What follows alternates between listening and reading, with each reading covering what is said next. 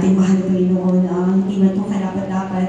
That time, nagsastart pa lang po ang gawain ng Baguio. Ako po ay saved ng 1990, although nakakadalo na po ako ng 1989, pero saved po ako ng 1990, mga minamahalan. From that time on, mga minamahal, itinanim po ng ating mahal na Panginoon yung pag-ibig niya sa aking puso. At sa kaalaman po para po sa kaalaman ng mga minamahal, hindi po ako tinawag dahil sa aking mga karamdaman o sa aking mga problema. Ako po ay tinawag ng ating mahal na Panginoon dahil oras ko na po na maglingkod po sa Kanya. Amen.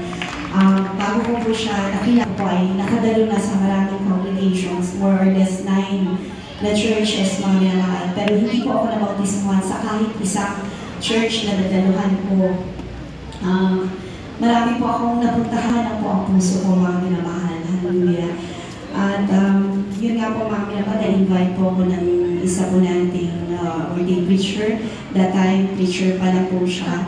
At pinsan ko po siya, mga minamahal. So, para po pagbigyan ko lang siya, nakapag-attend po ako, pero nung nakapag-attend, medyo nakokornihan po ako, mga minamahal, kasi sabi ko, ang corny talaga nila, amen. Pero, mga minamahal, ako po ay nakaka-attend na sa ibang church. Pero, hindi ko po maikukumpara ang ibang church sa ating pong nagagawa. Hindi, na pinangunahan ng ating nagagawa ng Lord Pastor. Dahil ibang-iba po talaga ang Jesus Miracle Crusade International Ministry. Bago ko po nakilala ang ating mahal na Panginoon, ako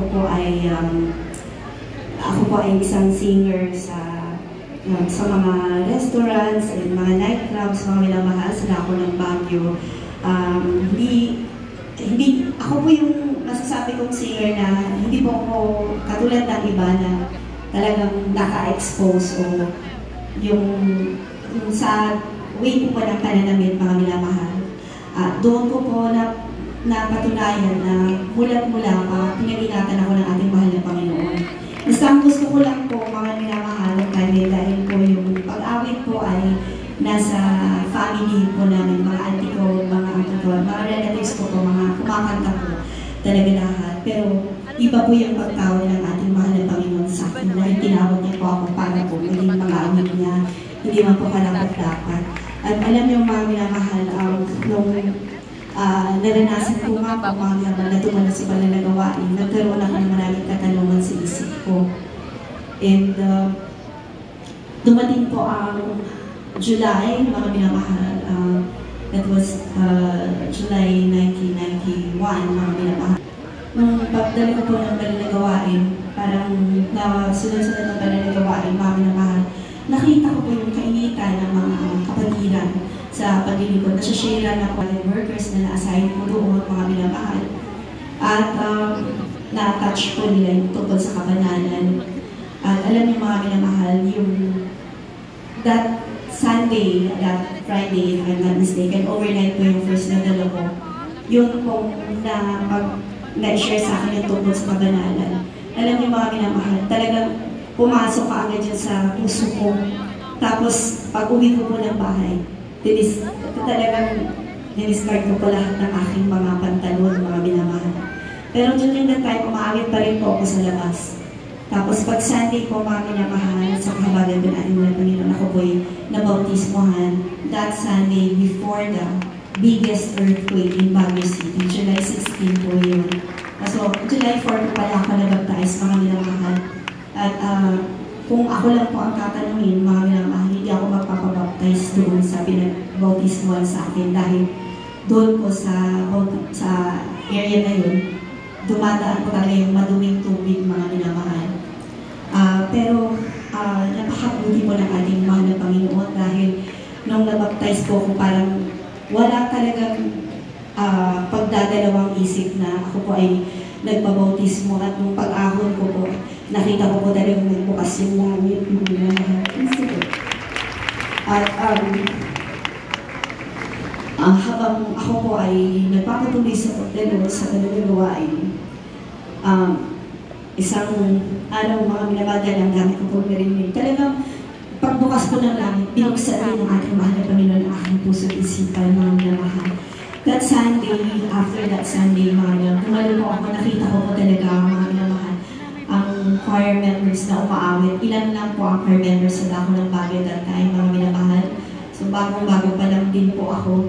Alam niyo po, nakita ko po talaga dalawang anghel sa tuktok po ng choir na umaawit, mga minamahal, tuloy na ating mahal na Panginoon. Ang pakiramdam ko po during that time, talagang nakaangat po ako sa lupa. Pakiramdam ko tumayo lahat ng buhok ko, mga minamahal. Kasi nakita ko po talaga ang dalawang anghel na may hawak na trumpeta.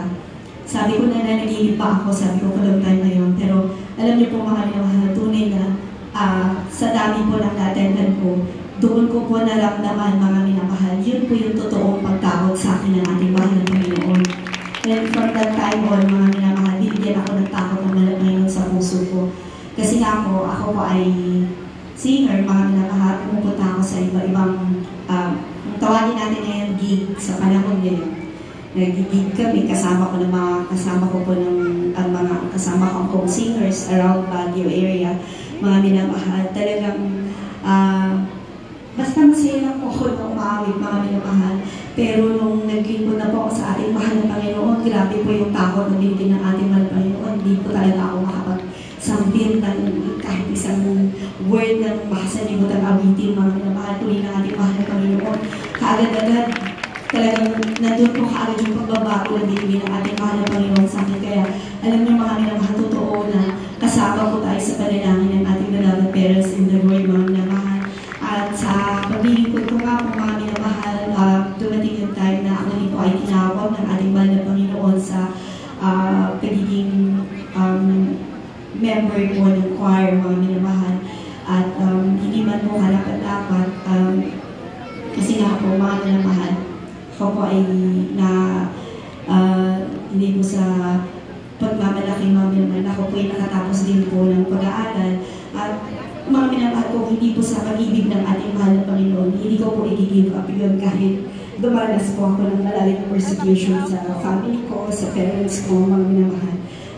Hindi ko po itinuloy yung aking, yung napili sana, mga minamahal na bokasyon, ganyan.